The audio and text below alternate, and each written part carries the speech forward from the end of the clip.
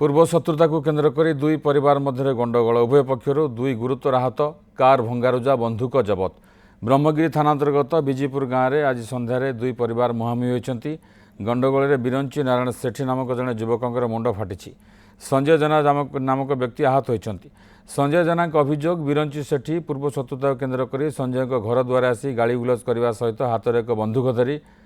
परिवार को जीवन में मार धमक देता संजय परिवार बिरंची को काबू करने बेले उभयों मध्य आक्रमण होता से बिरंची सेठी और संजय जेना गुरुतर आहत होते बिरंची परिवार लोके खबर पाई संजय घर द्वार जा आक्रमण करने सहित द्वार थी संजय एक कार भांगी चूरमार कर घटनास्थल में ब्रह्मगिरी पुलिस पहुंची तदंत करुवा बेले एक बंधुक जबत कर बंधुक गुड़ी रही कि ना फोरेंसिक टीम आसवा पर जना पड़ो बोली आईआईसी प्रज्ञा महांती कहते फोरेंसिक टीम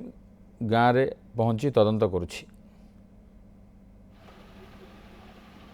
दौड़ाणा बांधिक पकईदे कहला तो परिवार को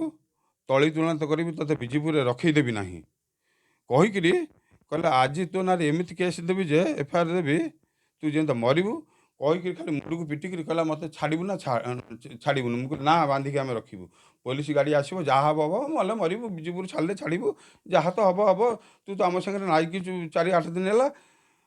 एवं 8 दिन है कैमेरा फैमेरा बाड़े भांगिलु पुणी आकु करुचु जबरदस्ती आसिक बंधुक धरिकी कहूँ मर्डर करदेबू जहाँ तू करू आम पचे विजुपुर छाड़े छाड़बू